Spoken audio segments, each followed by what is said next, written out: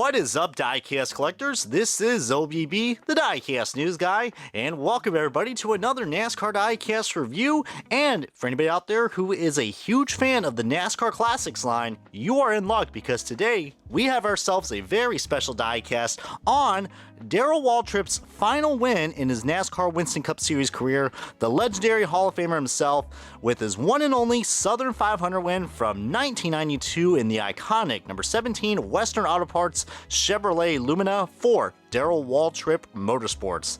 And you guys can see, this is a car that, of course, might have not came out in 1992, but it did came out a few years ago. But it does have a nice cool feature that we are well known for with the next gen cars, the foil numbers. But anybody who is a huge fan of the NASCAR Classics line, you are in luck because this is one hell of a cool diecast. And more importantly, this is a race winning car. So we're going to have all the nice little fine details to be talking about this and many more as let's get on to the diecast review and the official unboxing of Darrell Waltrip's final win in his Western Auto Parts Chevrolet Lumina. And alrighty, NASCAR fans, we got this diecast salvage box, and as you guys can see right here, this has to be just one of these cars that you will have to just look in the eye and say, oh my god, this is what a NASCAR Classics car is. Hint in the title of this video, but yeah, the good old DW himself, the good old boogity boogity boogity, let's go racing, boys and girls. Number 17, Darrell Waltrip. But what's really cool about this car, guys, as I believe you can probably still get this car at Circle B Diecast, but it is sold out everywhere else, so it is kind of a rare find to acquire nowadays. But this car, I believe, came out, somewhere around 2018 or 2019, and I only know that because I believe they also released, if you guys are familiar with the Darlington throwbacks that they released at the Southern 500 in that year, when we get to the side-by-side comparison, there's a certain driver who actually did a throwback of this car. So if you guys actually want to comment below what that is, because we will begin to that in a second. But as you guys can see, this is a very accurately scaled diecast in the 1/64 scale.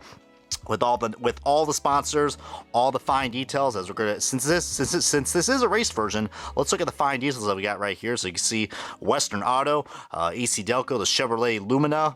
Tell me if you guys were actually a big fan of the Chevrolet Luminas, even though, including myself, weren't even around when this car actually came out. So 3 years a little too early, because your boy was born in '95. But of course, the big elephant in the room is that this car does not have the Winston Cup Series logo, because we cannot have the Winston cigarette sponsor on any diecast whatsoever. That's pretty much a forbidden sponsor. But you also see we do got ourselves a foil number. I guess you could say that's one tough one to call. But all the sponsors right here are pretty much accurate to what the real car was at the Southern 500 in 1992. Now, Darrell Waltrip is known for winning a lot of cool, prestigious races, but Darlington was one of those races that he's always had good luck in.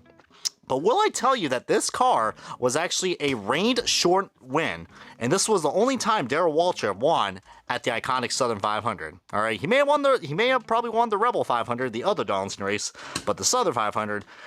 And how ironic that his one and only Southern 500 win was the last win he ever got, which I believe was like 83 or 82, if I'm not mistaken, in total wins. But he's up there in the 80 range, like a lot of other Hall of Fame drivers. A Daytona 500 champion, a three-time NASCAR Winston Cup Series champion, and of course the most iconic TV personalities that you got in the Fox booth. I mean, of course, I grew up with Darrell Waltrip with that Fox booth, so of course I have a huge soft spot for this. But I love this foil number, man. That's something that I didn't even realize we had foil numbers back then. So really, really cool.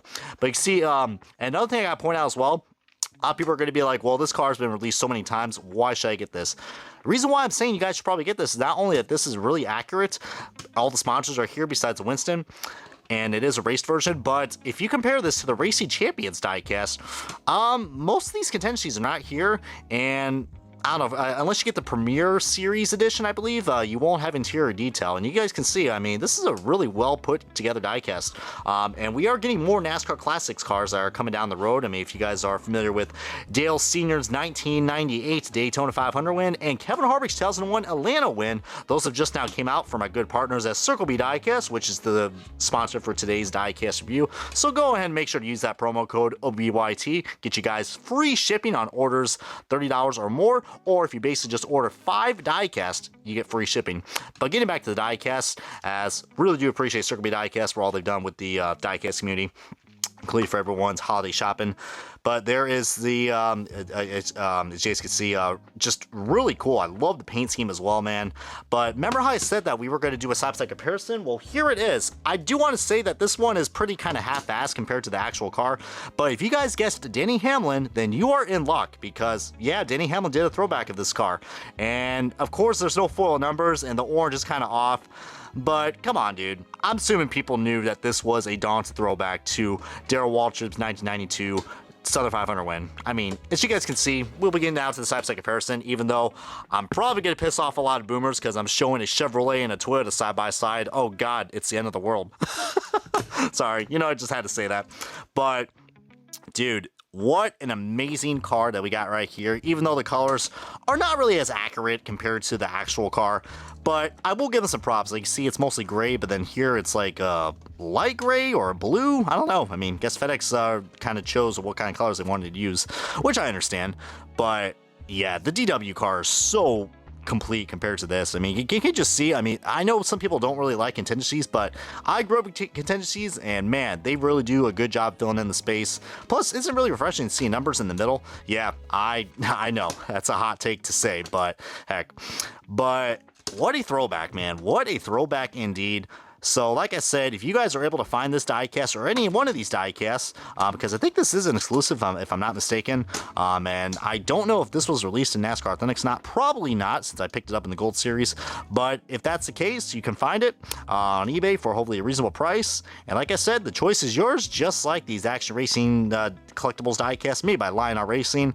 I can't believe they were able to put together a Chevrolet Lumina mold, so really thankful for that, and it just shows you that they do care about the classics after all, man. But feel free to comment below what you guys have to say about this diecast, as this is gonna wrap up the diecast review of DW's good old Darrell Waltrip. Boogity boogie boogie, let's go racing, boys. And that number 17 Western Auto Chevrolet Lumina for Darrell Waltrip Motorsports, his one and only Southern 500 win, also his final Cup Series victory. So yeah, I'll see you guys next time, and this has been OBB, and yeah, you guys have a good one, and now I'm gonna go out into the west, y'all.